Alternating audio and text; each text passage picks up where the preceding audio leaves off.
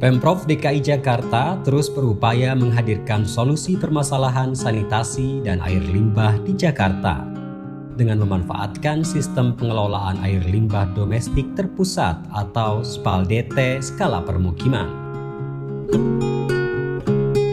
Sistem SPALDE mengalirkan air limbah domestik ke jaringan perpipaan agar tidak langsung meresap dan mencemari tanah.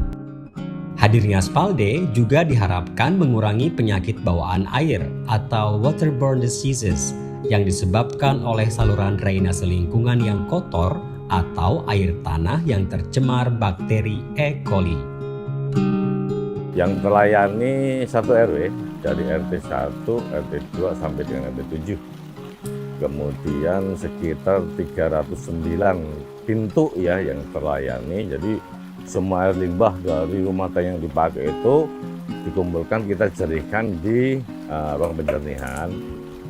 Dan alhamdulillah itu bisa mengurangi daripada pencemaran lingkungan, terutama bagi warga yang memakai air tanah.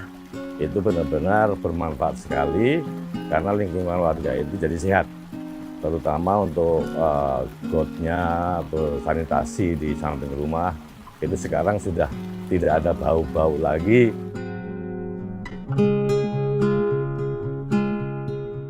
Saat ini telah terbangun 52 SPALDT di DKI Jakarta, dibangun oleh Kementerian PUPR, DSDA, dan Sudin SDA. Terdapat dua tipe SPALDE skala permukiman, yaitu sistem perpipaan atau sewerage. Salah satu contoh SPALDT dengan sistem perpipaan adalah SPALDT Dahlia Kramat Jati, Jakarta Timur. Dibangun pada tahun 2021 dengan kapasitas tampungan 200 meter kubik per hari, SPALDE jenis sambungan perpipaan ini mampu melayani kurang lebih 300 sambungan rumah. Dengan adanya limbah ini sangat mudah sekali. Pertama, sudah tidak menyedot lagi ya air.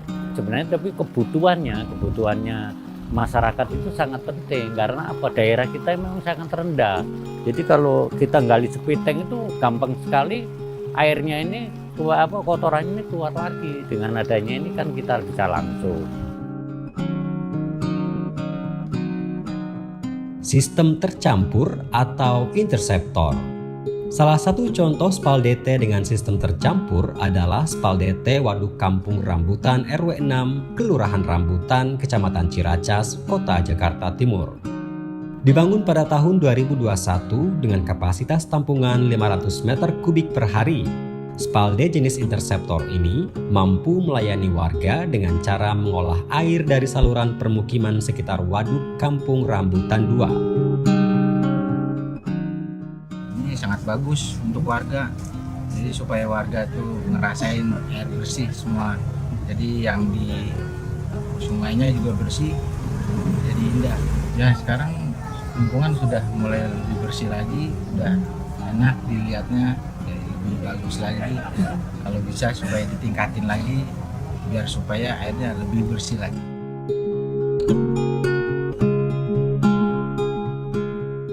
Mari bersama kita tingkatkan kesadaran hidup bersih dan sehat.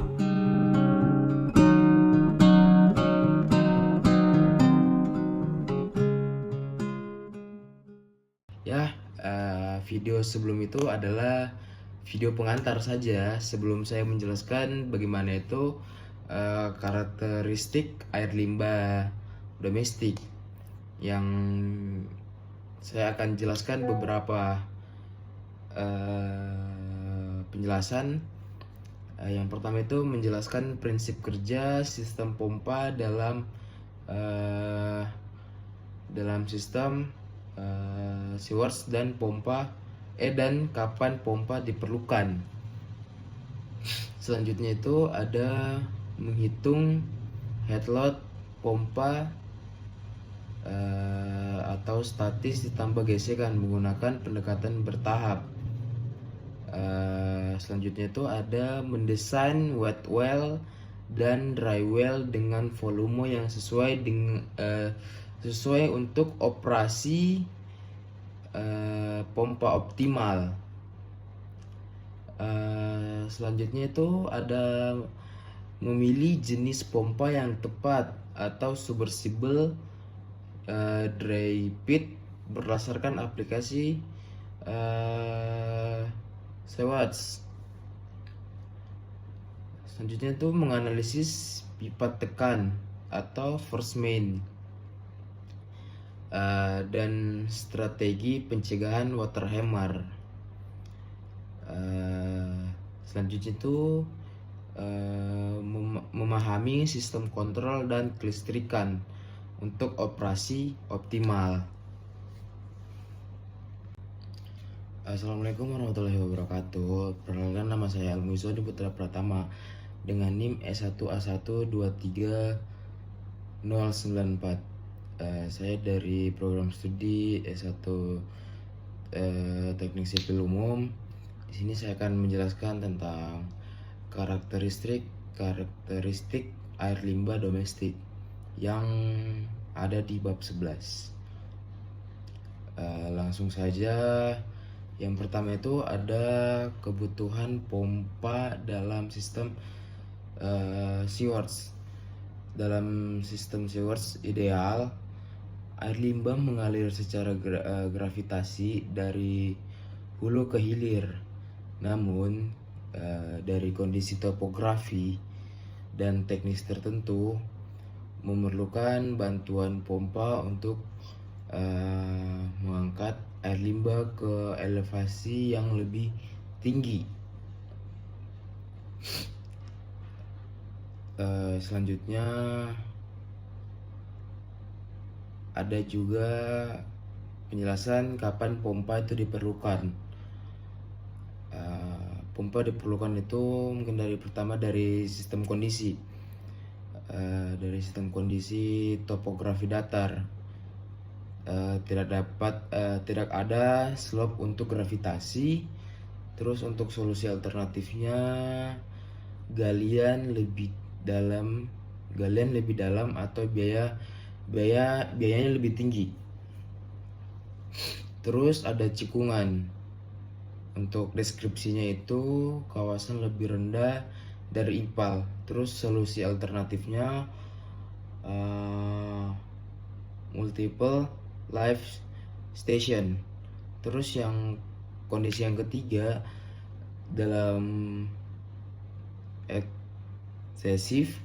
Terus deskripsinya pipa gravitasi lebih dari 6 meter ke dalam.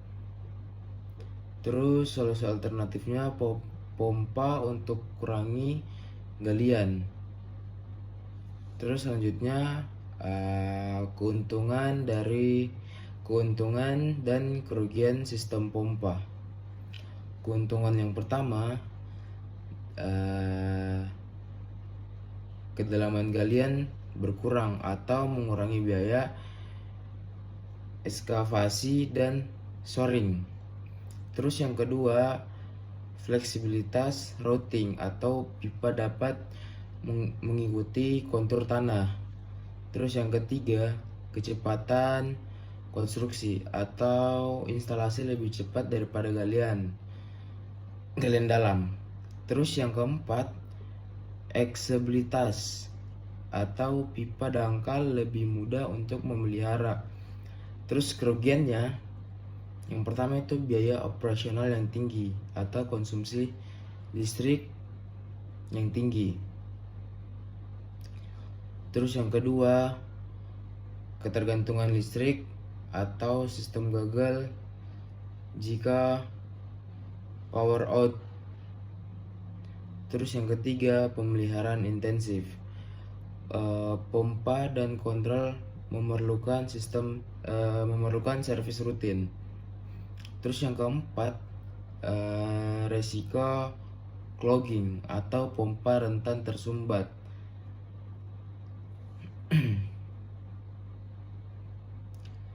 Terus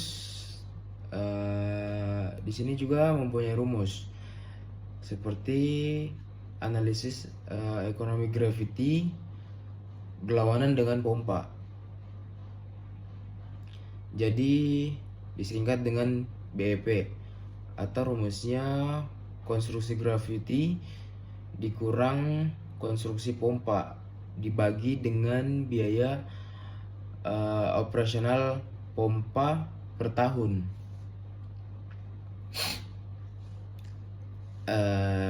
Di mana juga BEP itu adalah break even point.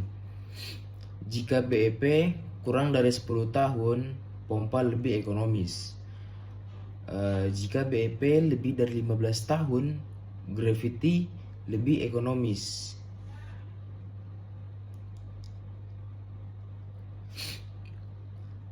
Selanjutnya, jenis-jenis pompa untuk air limbah. Pemilihan jenis-jenis pompa yang tepat sangat penting untuk keandalan dan efisiensi sistem source jangka panjang. Selanjutnya ada pompa submersible. Pompa submersible ini adalah jenis paling umum untuk aplikasi source modern, di mana motor dan impeller terendam dalam air limbah. Karakteristiknya, instalasi dalam wet atau terendam. Yang kedua, tidak memerlukan priming. Yang ketiga, pendinginan oleh air limbah sekitar. Terus yang keempat, noise-nya itu lebih rendah. Lalu selanjutnya ada kelebihan. Kelebihan yang pertama itu tidak memerlukan ruang pompa terpisah atau dry well. Terus yang kedua, instalasi kompak.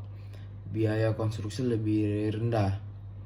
Selanjutnya itu yang ketiga, self priming atau tidak memerlukan pengisian awal. Yang keempat, operasi tentang cocok untuk kawasan pemukiman. Selanjutnya ada kekurangan. Kekurangan yang pertama itu adalah akses pemeliharaan lebih sulit karena dia itu harus diangkat. Lalu yang kedua, resiko korosi motor jika seal gagal. Lalu yang ketiga, jika umur lebih pendek dibanding dry pit. Kalau yang ini dia memerlukan umur 10-15 tahun. Selanjutnya itu ada pompa dry pit. Pompa dry pit dipasang di ruang kering terpisah dari well dengan section pipe yang terendam. Karakteristiknya, motor di ruang kering. Terus yang kedua, memerlukan priming system. Yang ketiga, pendinginan udara atau air terpisah. Selanjutnya ada yang keempat itu ada noise level lebih tinggi. Selanjutnya ada kelebihan. Kelebihan yang pertama, akses pemeliharaan lebih mudah atau tidak perlu angkat.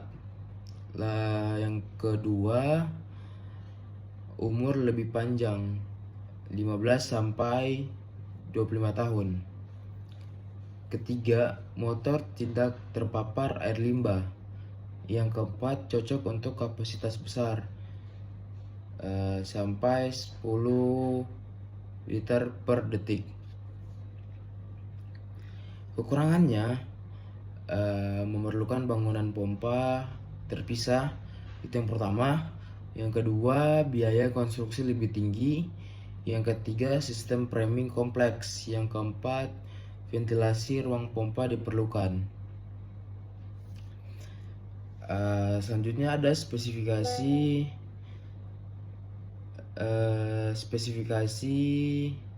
teknis pompa Schwartz. Spesifikasi pompa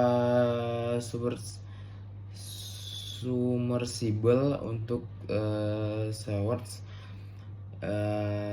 terbagi jadi 4. Itu ada parameter, nilai khas, satuan, hingga catatan. Selanjutnya itu ada parameter. Parameter yang pertama itu ada kapasitas. Terus nilai khasnya itu dari 5 sampai 500. Untuk satuannya dia liter per detik. Untuk catatannya itu tergantung aplikasi. Terus parameter yang kedua ada heat total. Nilai khasnya itu 5 sampai 50. Untuk satuannya itu adalah meter. Untuk catatannya statik ditambah friction heat. Terus parameter yang ketiga adalah power motor. Nilai khasnya 1 sampai 75. Untuk satuannya kilowatt. Untuk catatannya sesuai kapasitas. Untuk parameter yang keempat ada voltage. Untuk nilai khasnya 220 sampai 380. Satuannya adalah volt. Terus catatannya 1 Hz atau 1 Hz atau 3 phase. Terus parameter yang ke-5 ada impeller. Untuk nilai khasnya vortex atau channel. Untuk satuannya dia tidak ada. Lalu catatannya anti clogging design. Terus parameter yang ke-6 protection class. Untuk nilai khasnya adalah IP68. Untuk satuannya dia tidak ada.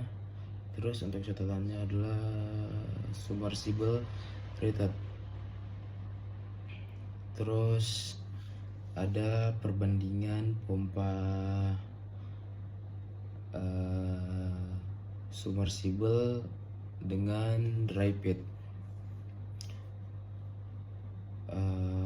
Di sini ada kriteria submersible dan dry pit. Untuk kriteria dari biaya, kalau biaya instalasi submersible itu lebih rendah dan dry pit itu lebih tinggi. Untuk kriteria yang kedua, biaya pemeliharaan submersible itu lebih sedang, terus dry pit itu rendah. Terus kriteria yang selanjutnya ada aksesibilitas. Submersible itu sulit karena dia itu harus diangkat. Selanjutnya ada dry pit. Dry pit dia itu lebih mudah karena dia cuma membutuhkan ruang kering. Terus kriteria yang selanjutnya lagi ada umur yang ekonomis.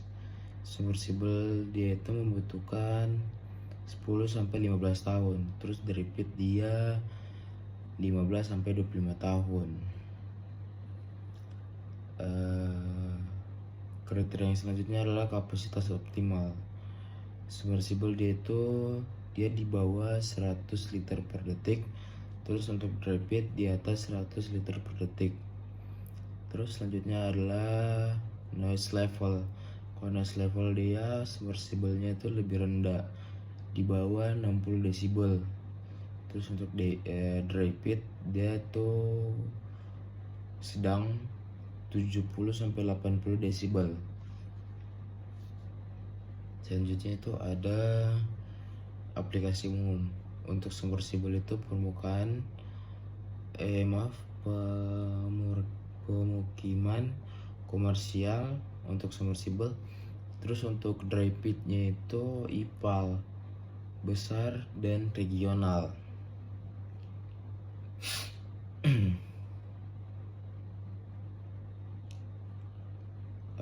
Selanjutnya itu untuk perhitungan heat total pompa.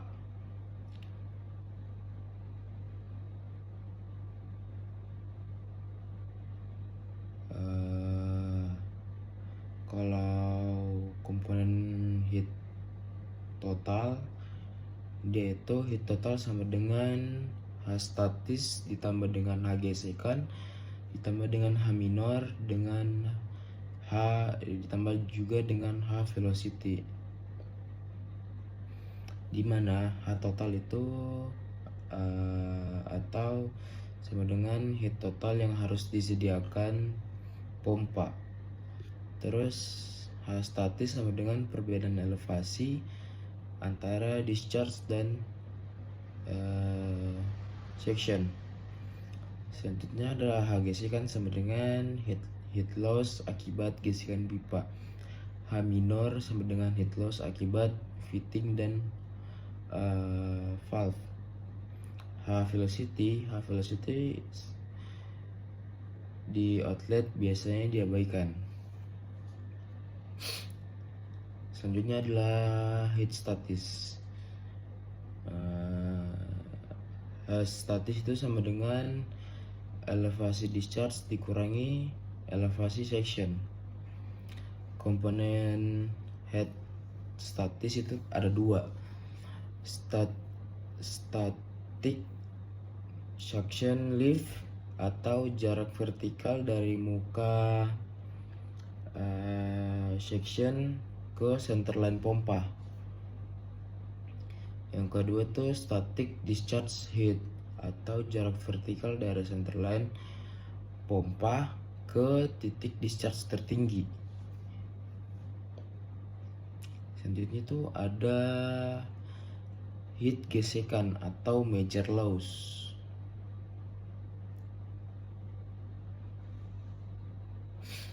Dia dimana ini HF itu sama dengan heat loss atau gesekan, L sama dengan panjang pipa tekanan, Q sama dengan debit pompa, C sama dengan koefisien Hazen dikurang Williams atau 100 sampai 150 untuk pompa halus. D sama dengan diameter pipa. Selanjutnya ada heat minor atau fitting loss.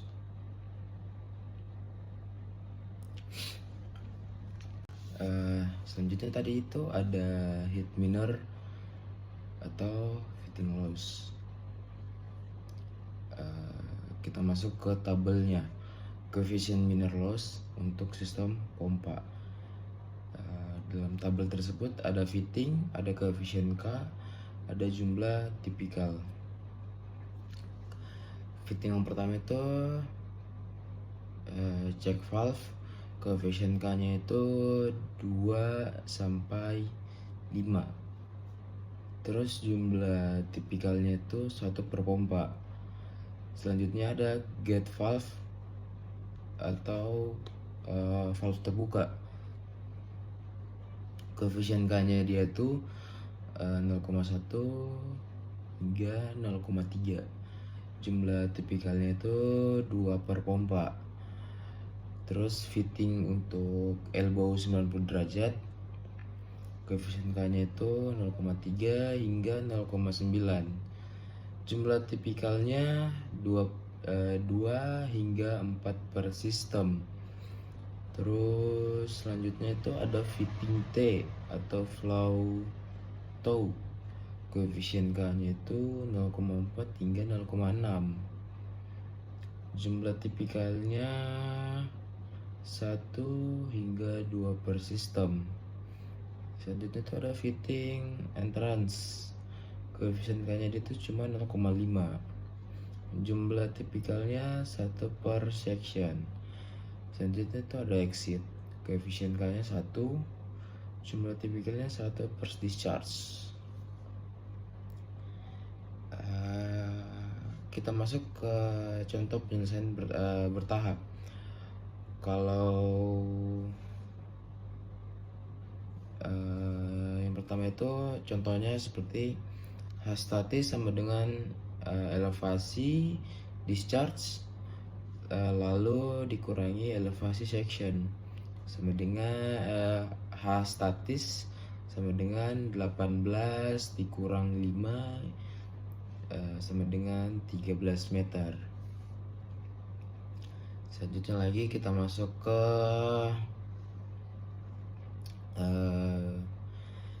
desain wet well dan volume penyimpanan.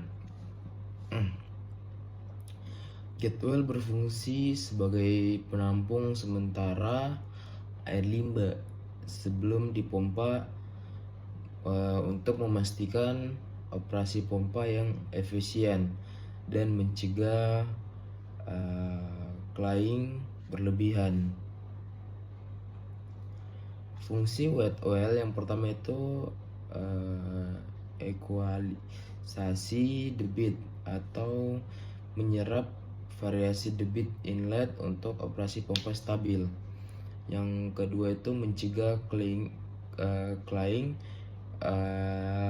atau volume cukup, mencegah pompa on off terlalu sering.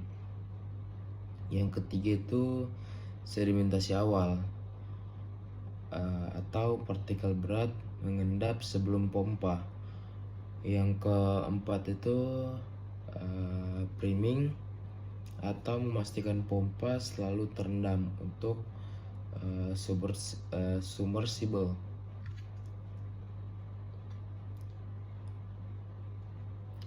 Selanjutnya ada volume wet well. Rumusnya itu dia V minimum sama dengan Q pompa dikali T shield bagi 4. Lalu selanjutnya ada level control dalam wet well. Di sini ada tabelnya. Tabelnya itu berisi level, terus elevasi relatif. Selanjutnya ada fungsi. Untuk level yang pertama itu ada stop pump untuk low. Untuk elevasi relatifnya itu 20 hingga 30 cm di atas section. Fungsinya mencegah pompa kering. Selanjutnya itu ada start pump atau high, 50 hingga 80 cm di atas low, mengaktifkan pompa. Selanjutnya itu ada alarm high hingga 90% kapasitas atau warning overflow. Selanjutnya itu ada emergency overflow hingga 100% kapasitas. Fungsinya itu pelimpahan darurat.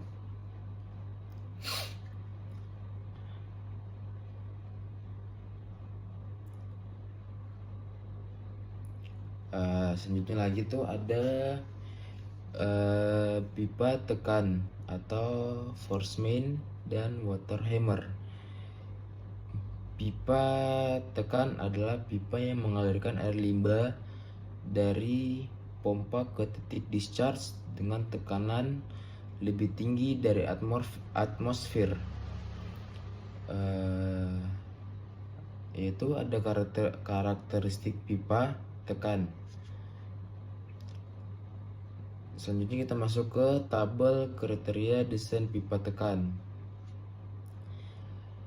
Parameter yang berisi dalam tabel itu ada parameter, nilai rekomendasi, satuan, dan justifikasi. Parameter yang pertama itu ada kecepatan aliran. Untuk nilai rekomendasinya 0,8 hingga 2. Satuannya itu meter per detik. Untuk justifikasinya jika sedimentasi dan water hammer. Untuk parameter yang kedua pressure rating. Untuk nilai rekomendasinya 1,5 dikali H total. Satuannya itu dia tuh bar. Justifikasinya safety, faktor tekanan. Parameter yang selanjutnya itu ada material. Nilai rekomendasinya itu HDPE, PVC, dan DI. Untuk satuannya dia itu tidak ada. Untuk justifikasinya itu tahan tekanan, dan korosi. Parameter selanjutnya ada joint type. Nilai rekomendasinya itu fusion dan flaget. Satunya dia tidak ada. Untuk justifikasinya dia itu leak proof connection. Untuk parameternya dia itu parameter selanjutnya itu ada air release valve. Nilai rekomendasinya itu setiap high point. Untuk satunya dia tidak ada. Untuk justifikasinya dia jika air lock. Selanjutnya lagi ada fenomena water hammer. Water hammer adalah gelombang tekanan yang terjadi akibat perubahan kecepatan aliran mendadak atau pompa stop, valve close cepat. Dampak water hammer dia itu yang pertama, tekanan ekstrim dapat mencapai 5 hingga 10 dikali tekanan operasi normal. Selanjutnya itu yang kedua, kerusakan pipa atau retak hingga join gangguan. Terus yang ketiga itu kerusakan pompa, bearing damage hingga shaft misalignment. Terus yang keempat itu ada noise. Noise itu suara ketukan keras yang dapat merusak struktur.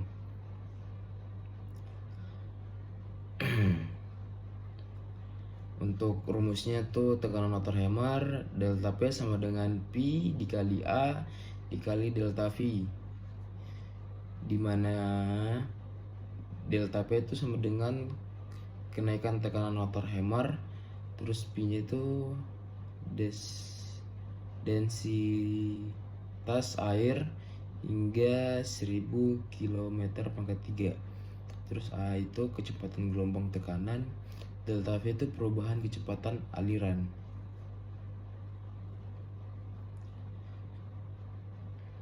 Selanjutnya itu strategi pencegahan water hammer. Di tabel ini ada perlengkapan, fungsi, lalu lokasi instalasi. Yang pertama itu perlengkapan yang pertama itu adalah check valve. Fungsinya itu jika blow off saat pompa stop. Untuk lokasi instalasi itu outlet pompa.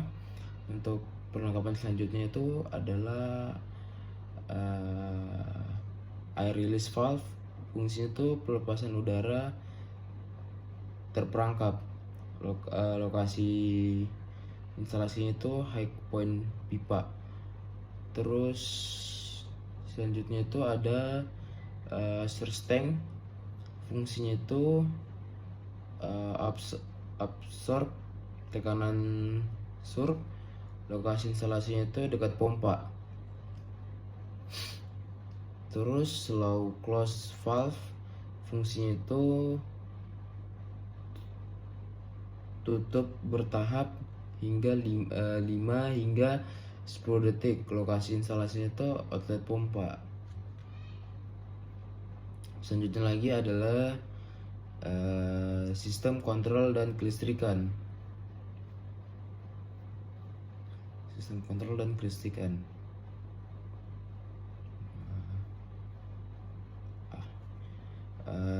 Sistem kontrol yang handal memastikan operasi pompa yang efisien, aman, dan otomatis sesuai kondisi wet well. Ada juga selanjutnya komponen sistem kontrol. Komponen panel kontrol pompa terbagi menjadi 3. Ada komponen, fungsi, dan spesifikasi khas. Komponen yang pertama itu PLC atau controller, fungsinya otomasi operasi. Spesifikasi khasnya Siemens Alliance Berkeley. Selanjutnya ada level sensor, VFD, MCCB atau MCB. Selanjutnya itu ada komponen HMI. Terus yang selanjutnya itu ada logika kontrol pompa. Mode operasi yang pertama itu ada mode auto. Selanjutnya itu ada kontrol berdasarkan mode auto itu adalah kontrol berdasarkan level sensor atau normal operation. Selanjutnya itu ada manual mode, operasi langsung dari panel atau maintenance atau testing. Selanjutnya itu ada remote mode, kontrol dari SCA, DA atau Central Control Room. Selanjutnya itu ada sequence operasi auto. Yang pertama itu level low. Level low dia itu menunggu hingga pompa off. Selanjutnya itu ada level high atau pompa on 1. Terus level higher atau pompa 2 on jika ada. Lalu yang selanjutnya itu level alarm atau alarm operation. Selanjutnya itu ada level overflow atau emergency discharge. Selanjutnya itu ada rekundasi dan backup power. Di sini dia itu ada 3: konfigurasi, deskripsi, dan aplikasi. Konfigurasi yang pertama itu ada satu working, deskripsinya itu satu pompa saja, aplikasinya itu kapasitas kecil, resiko rendah. Terus konfigurasi yang kedua 1+1 standby, deskripsinya itu 2 pompa, 1 cadangan. Aplikasinya itu standar permukiman. Konfigurasi yang selanjutnya itu 2+1 standby, 3 pompa, 2 operasi, 1 cadangan. Aplikasinya itu kapasitas besar hingga kritis. Konfigurasi yang selanjutnya lagi 2+2 standby. Deskripsinya 4 pompa, 2 operasi, 2 cadangan. Aplikasi IPAL regional sangat kritis.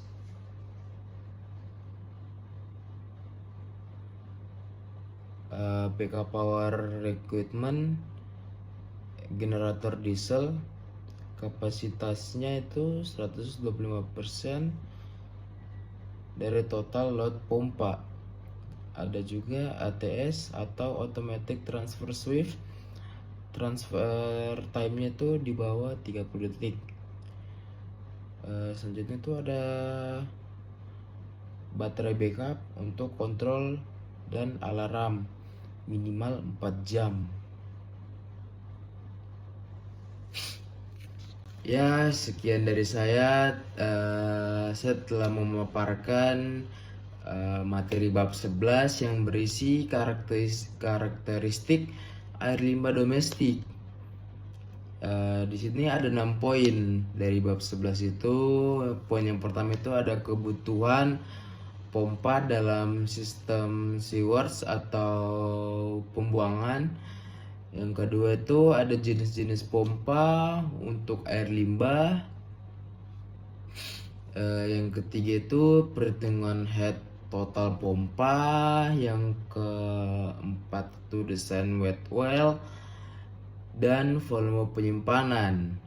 Yang kelima itu pipa tekan atau force main dan motor hammer. Yang keenam itu sistem kontrol dan kelistrikan.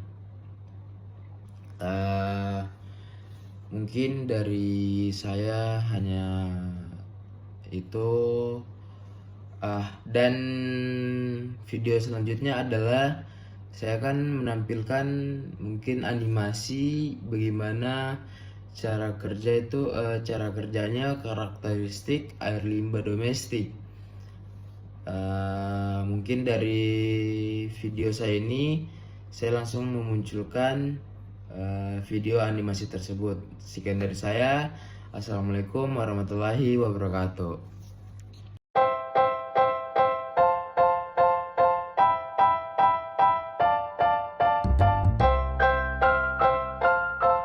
Nusantara terdiri dari berbagai wilayah dengan karakteristik unik dan beragam. Lain wilayah, lain pula masalahnya. Sampai dengan saat ini, banyak wilayah di Indonesia yang mengalami masalah sanitasi. Salah satunya pengolahan air limbah dan lumpur tinja yang belum terintegrasi. Guna mengintegrasikan pengolahan air limbah dan lumpur tinja, Balitbang Kementerian PUPR mengembangkan teknologi SPALT. SPALT merupakan teknologi pengolahan air limbah domestik skala komunal yang diharapkan dapat memenuhi standar baku mutu. Teknologi SPALT memiliki dua tipe. Sistem 1 terdiri dari beberapa unit pengolahan untuk memproses air limbah dan tinja dalam satu aliran. Sedangkan sistem 2 berfungsi untuk mengolah air limbah dan tinja secara terpisah.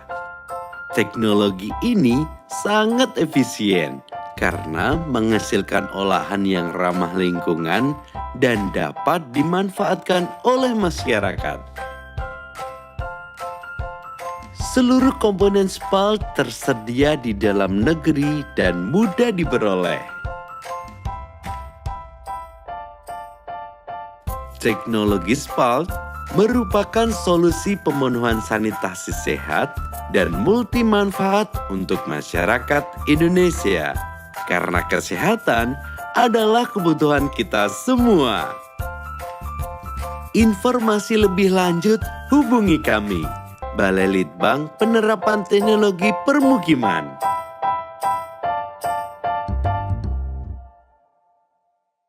Selamat datang di video penjelasan tentang air limbah domestik dan bagaimana pengolahannya. Apa itu air limbah domestik? Merupakan limbah cair hasil buangan perumahan atau rumah tangga, bangunan perdagangan, perkantoran, dan sarana sejenis. Contoh limbah cair domestik seperti air deterjen, sisa cucian, baik kain ataupun piring, air sisa mandi, dan air tinja. Lalu, apa dampak air limbah tidak dikelola dengan baik?